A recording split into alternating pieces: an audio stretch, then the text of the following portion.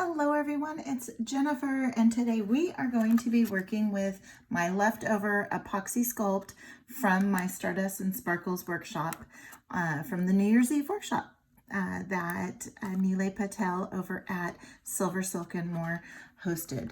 And so I have enough, and I thought, well, I'll just go ahead and make a pendant or something with it. I didn't know what I was going to make. So I Googled around a little bit and found a video from him and Christi Friesen together, and they made some pendants and actually put the ends of the capture chain in the pendant before it dried. So I'm going to copy that idea or that method and then put my own little spin on the pendant. I have some, so this is what we made. We made a donut pendant, and then I haven't attached it to my soft flex yet. But so I haven't finished off this particular project yet. I think it was like I think there were 5 projects. That's the last one that I need to finish up. And so I am going to not use any color. I think I'm just going to go ahead and keep it black and use what I did was I have this beautiful crystal bead left over from one of my SilverSilk and More kits, or one of my mystery, I don't know if it was mystery, if it was a mystery bead bag or if it was a kit. And what I did was I just put a head pin, a bald head pin through the end, and then just folded it over on this end, because once I set it in this Apoxie Sculpt, it will adhere to that. So then I have some little tiny 4mm pearls. I also have some little crystals from another one of the mystery, another mystery kit from Nealay. So not sure if I'm going to use those or not. I think I'm going to stick with this crystal and the little tiny pearls. I also have about 20, I have 20 and a half or 21 inches of capture chain. And this is the silver capture chain, or it has the bright silver ball chain surrounded by this knitted wire. Absolutely gorgeous. Love this chain. It just adds so much to your jewelry, whether it be a necklace, bracelet, anklet, earrings. I also have some of his custom findings. These are single strand, since I'm just going to use one strand. So I have some single strand findings. I know these are his because of the SS on the finding. I have just a lobster clasp. I have a closed jump ring and then 2 open jump rings. I'm going to be using my flat nose pliers that I have dipped in Tool Magic for my findings so I don't scratch them up. I'm going to probably use some tweezers. I got these from Kelly's Bead Boutique, and going to maybe to help place them on the epoxy once I have that all made up.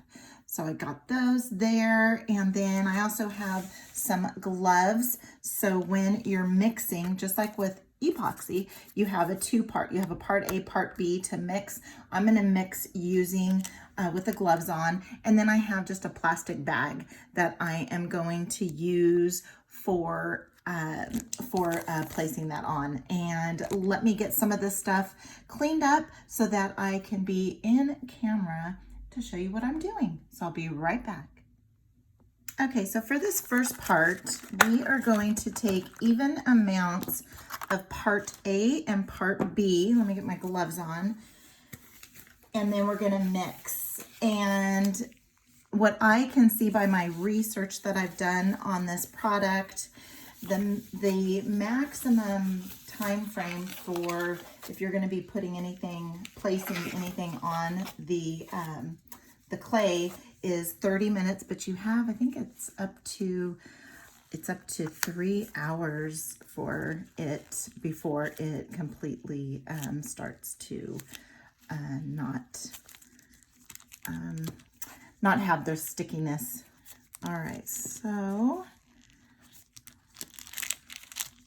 see how much I have here.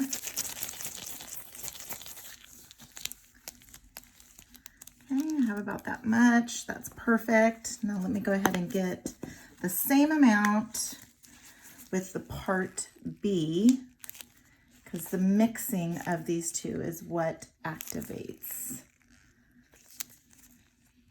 this. And this was such a wonderful idea that that Nealay had for one of his projects for that Stardust and Sparkles workshop. Had so much fun. I didn't get to participate in it live. I ended up having some work to do during the day, so I wasn't able to participate during the time frame, but caught up over the weekend and was able to get through most of my projects. So there we go. Here we have equal amount, about, well, let's take a little bit off of there. Have almost equal amount. Now it's equal. And then we're going to go ahead and I am going to start mixing. And I'm just going to start mixing all around here. And this is what activates. I'm getting it all nice and you want to have it one solid color. That's how you know you're all mixed up. And read somewhere or saw in a video that the heat is really good as far as getting it heated up and getting it all mixed. And then what we're going to do is we're going to make like a bottom foundation, and then going to you'll feel it getting warm too. We're going to make a bottom foundation. We're going to lay the two ends of the SilverSilk, and then put the top on. All right.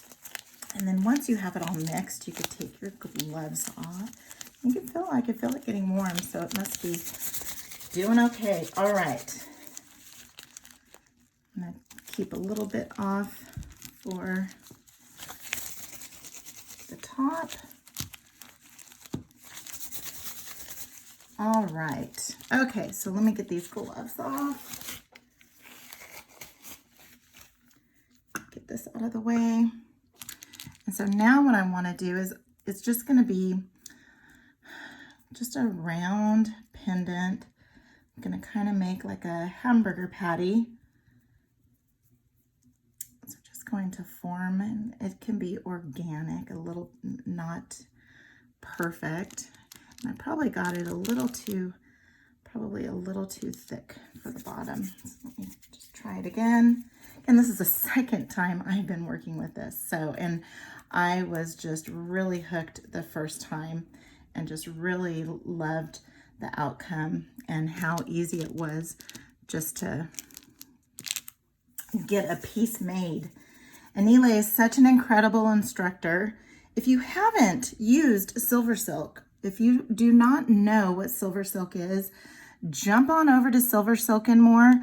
And also I have some other videos using SilverSilk, and check it out. Okay, so I'm going to go in about, you can see the ball, I'm going to go in about 3 ball lengths, and I'm just going to push down.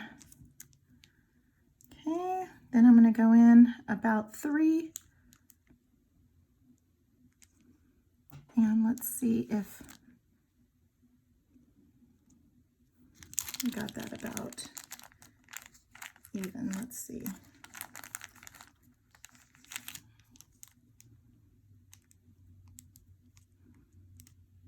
Okay, so there we go there. Now let's go ahead and get this on. And we're just going to put this right over the top. And then I'm going to form it around and then get those other little findings put on there. Okay, so let's go ahead and get this all formed up.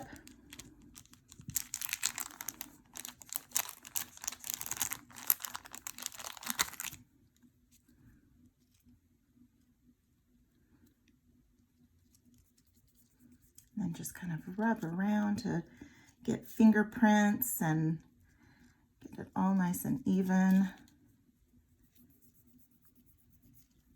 I did see that too in a video, and it doesn't, I don't want it to be a perfect circle, so it's not going to be a perfect circle.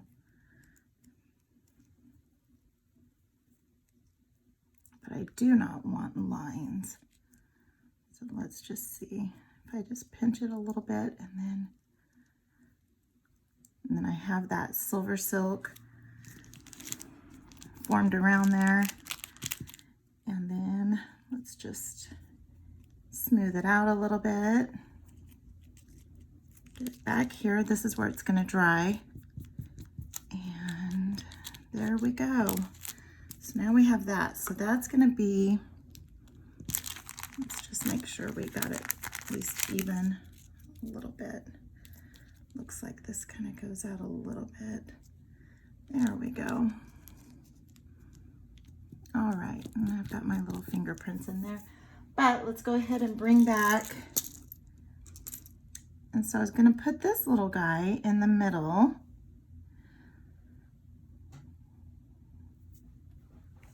Let me get stood up here. I'm going to put this little guy in the middle. Just press down. You can't really see him because it's black. But then now, let's go ahead and get these little guys on there. Just kind of random. I think, let's go ahead and take this guy out. Let's take him out. And now I just think I want to use the pearls. Let's go ahead and take her out. And let's get it smoothed out again. And again, I don't need it to be completely flat, but I do want it to not be all concave down in the middle. So just get it worked without compromising the, and there are colors, there's different colors that you can actually put on the clay while you're working on it. Different like the powders, mica powders. And let's just make sure we get it all smooth. And then I think what I'm just gonna do is just randomly put these little pearls around. Let's just go ahead and pick them up that way.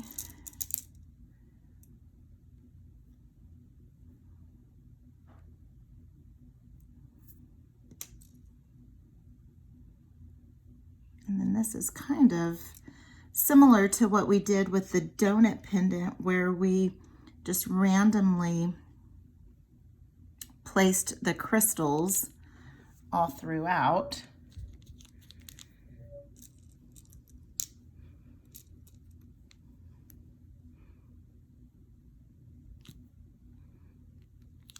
And then we have a little bit of a black and white.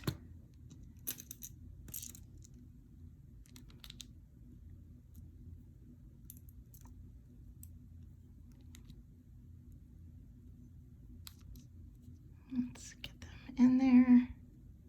And again, this clay, when it dries and settles, these are going to stay in their places. I'm going to go ahead and use all these. I just grabbed a random amount, not knowing how much I was going to use. And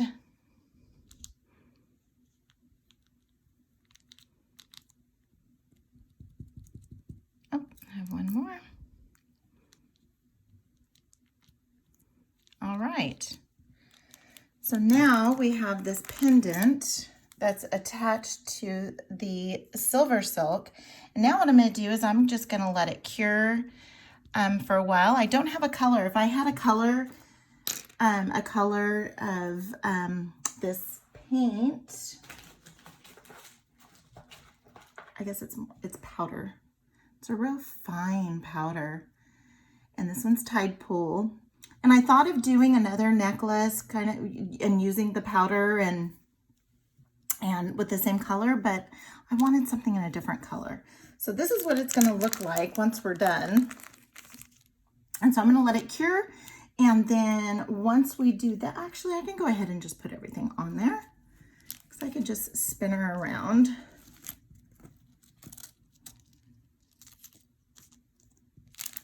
So I'm just going to spin her around. And then we'll go ahead and put on our findings. And with the capture chain, you know, it is knitted wire, and it looks like I already conditioned it. And so, and all I do is I just make sure that the little, now it doesn't fray, but you do get little fuzzies. And so I just make sure when I cut it that I just kind of shake off those fuzzies and then just run the capture chain through my fingers and just make sure that I don't have any sticking out, so that when I add my my finding, that I don't have any hanging out of the side. So you can, once you make sure that you're not sitting on top of a ball, and with these custom findings, there's a little teeth inside that grab on to that ball chain. And so, and that's what makes them custom, is that they were made for this capture chain. And let's go ahead and insert. And you can insert 1 ball, 2, doesn't matter how many, just as long as you get one in there and you're not sitting on top of another ball when you go to crimp. And again, since I have this Tool Magic on here, I'm not damaging. You see, I'm not damaging my finding with that added pressure with crimping down. So now we'll go ahead and put on we're going to put our lobster clasp on that side, and then we're going to do our closed ring there and that one. And again, this is only the second time I've done this, so I plan on doing this a little more. And head on over to ChristiFriesen.com and get your own supplies. Very fun. She has kits, little starter kits to help you get going and see if you like the product. And I've had a blast with it so far. And just glad that I had some left over after the workshop, had a little bit left over, so I'm able to do this piece. And just going to go ahead and get these attached here with these silver jump rings. Get my closed jump ring on there. And you saw how fast this was. I did not stop and go and stop and go. This was real time, my friends. And so now I'm just going to wait for it to dry. And I think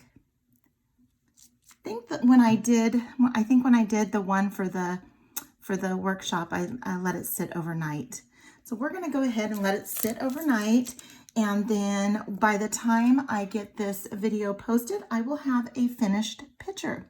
So head on over to ChristiFriesen.com. I'm going to go ahead and put her link as well as a link to SilverSilk and more, so that you can make your own fresh pendant with some SilverSilk capture chain.